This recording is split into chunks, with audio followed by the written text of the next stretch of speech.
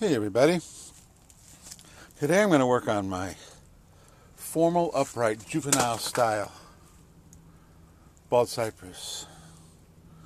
And the history of this tree is I got this tree pretty much the same size from my friend who decided to get out of bonsai entirely.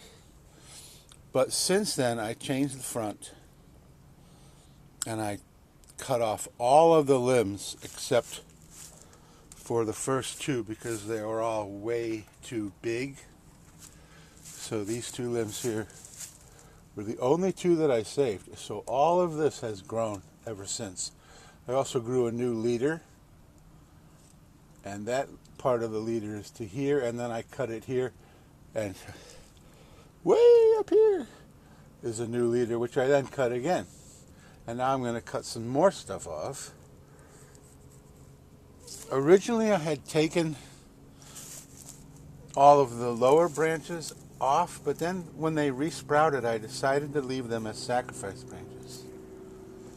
How they're going to do increasing the girth of the trunk is yet to be seen. But first of all I'm going to take off Mr. Fern. Just get him out of the way so we can see some things a little better. And this fern just grew wild. This type of fern is called a wild break fern. And it's a cool little guy. But if allowed to grow, it ends up getting 3 feet. It'll never do that in this pot, but still, it can very easily outgrow the tree. But so now we can see the buttress of the tree. It actually has a couple of knees, which is pretty cool.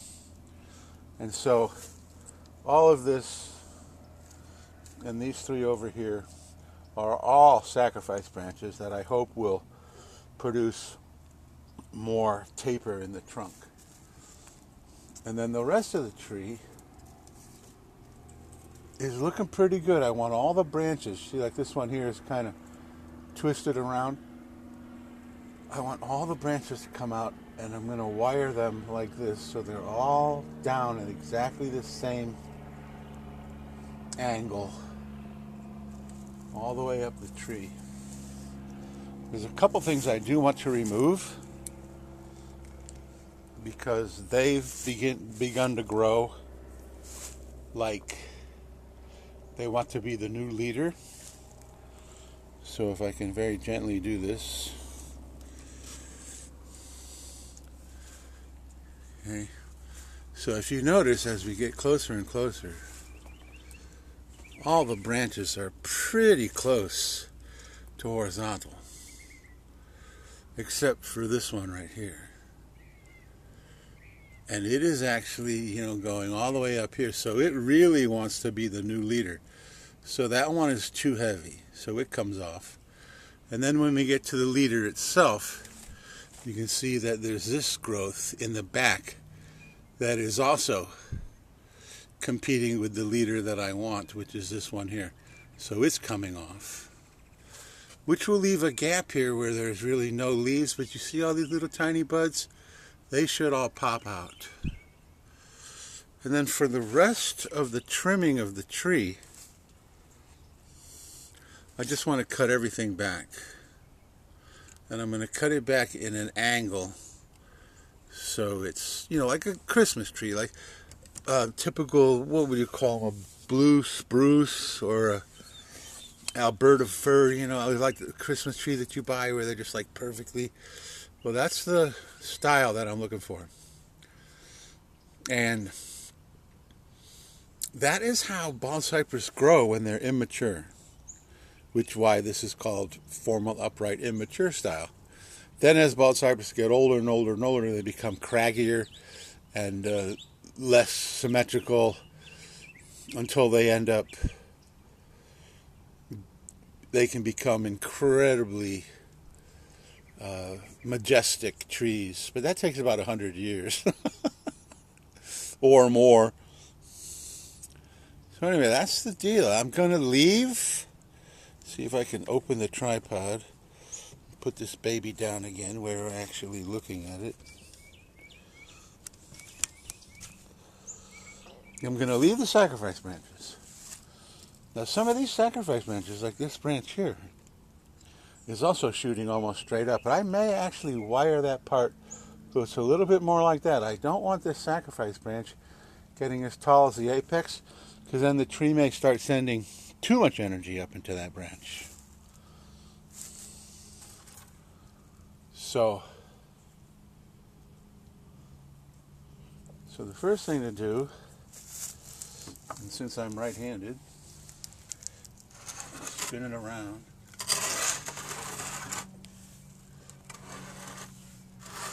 And you can see the old scar. This was the front of the tree, pretty close. And the apex here, where this scar is, was a little bit taller. But I just didn't like it. So I changed it around. So here's the one branch that I want to remove completely. And then the other one is up here at the back of the apex that I want to keep.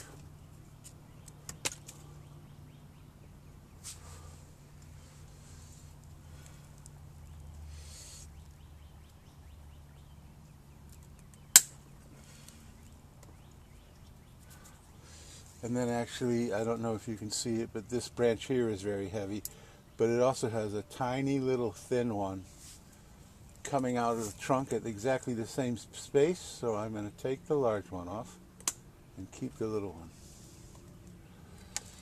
And there's a couple of other, here's another branch here that's moving way too far up, so I'm going to take him off. Now I could conceivably, take wire and wire him into place, because like I said, I want everything to be wired. But I'm going to take him off too.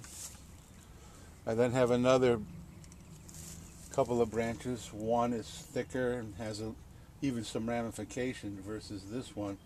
But I'm going to take, and I'm going to leave the thinner one. I'm going to take the bigger one off and leave the thinner one.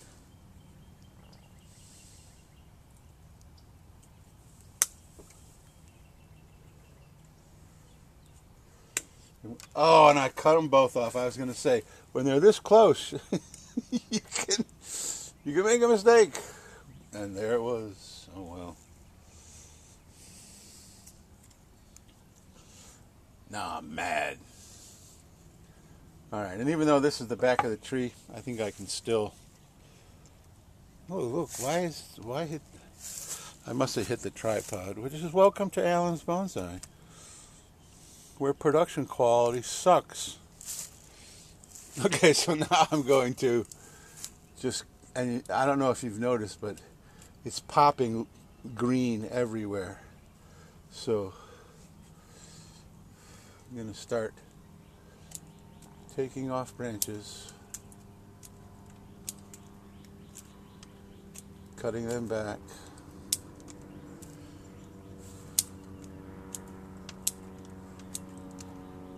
I always like to cut deeper in that I want the finished product, so that then the new growth can grow out to be at the angle that I want.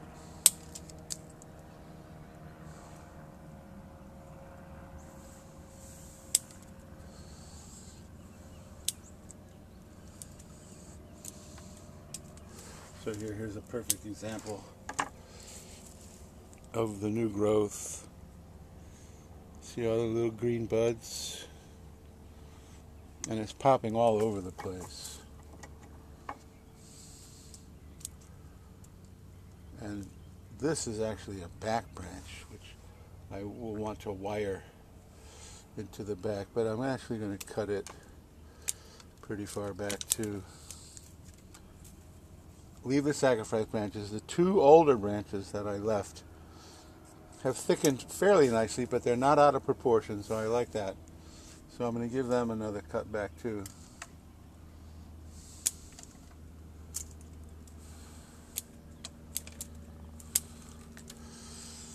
And then I think I'll just spin the tree back around.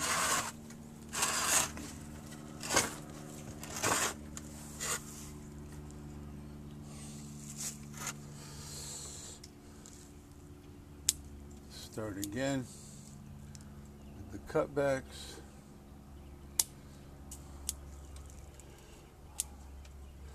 And I think I'm going to take all of this stuff off at the top because it will grow back. No problem. Maybe leave that little tiny guy right there. Then I really need some pops in here to fill in. But it will. And also, you know, it doesn't need to be every single space filled in. You know, if we look at a lot of like painting, you know, there's a rule in painting that's pretty universal, and that is that in order to have light, you need dark. So when it comes to bonsai, in order to have the illusion of branches, you have to have space. So it doesn't have to be perfect.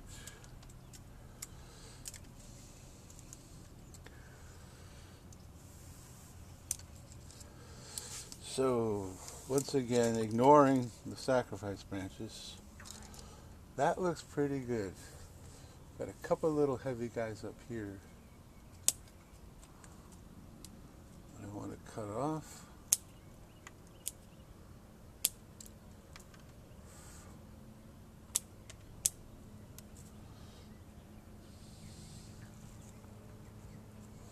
And I've decided not to root prune this guy.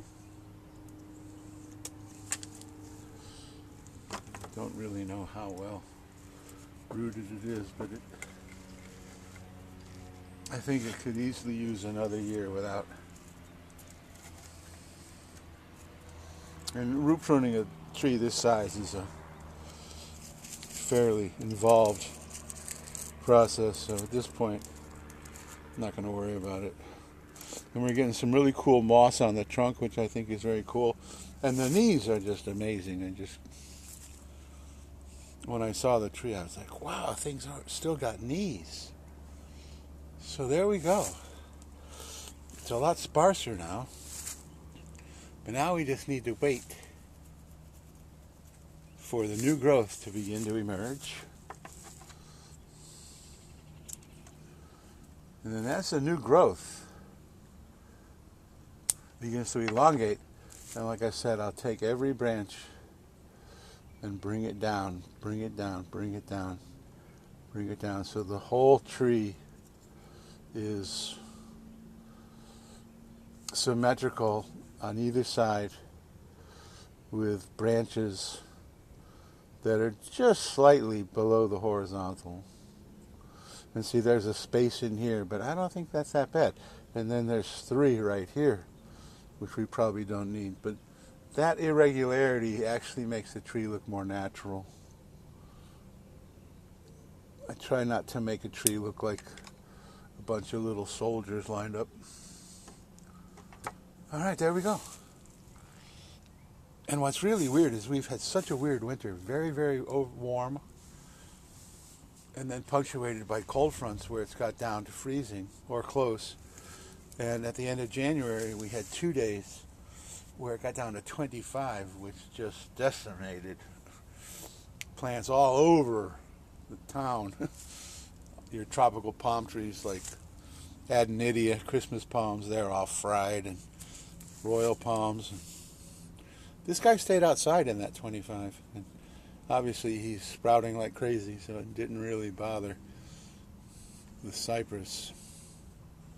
But we are expected to get yet another 3 days in the 30s, with the middle day reaching 32 degrees. So I guess I'll have to do some more cold protection on my tropicals. It's like, come on. Typically the average last freeze where I live is February 15th, so we're beyond that. But we've had a weather pattern where the Arctic blasts have just come down the eastern seaboard on a regular basis this year. A lot of times Florida kind of just escapes, but not this year. But anyway, life goes on, right? So now if we can just imagine this guy with the branches probably 2 or maybe even 3 inches more out, like that, and all the branches very similarly placed as far as angle, then I think this year is just going to look even prettier than it was last year. And, each subsequent year, it'll just get better and better. So that's it for this video. If you like this tree, if you want to see what it looks like in June or July when it's doing what I'm telling you it's going to do right now, you can subscribe and hit the notification bell so you can be notified when the next video comes up. And if you like this video, please give me a thumbs up, leave a comment. That all of that stuff helps Mr. YouTube send more people to me. I guess YouTube is a male, right? Or is it Mrs. YouTube? No, I don't think so. I think YouTube is a male. Anyway, thanks for watching.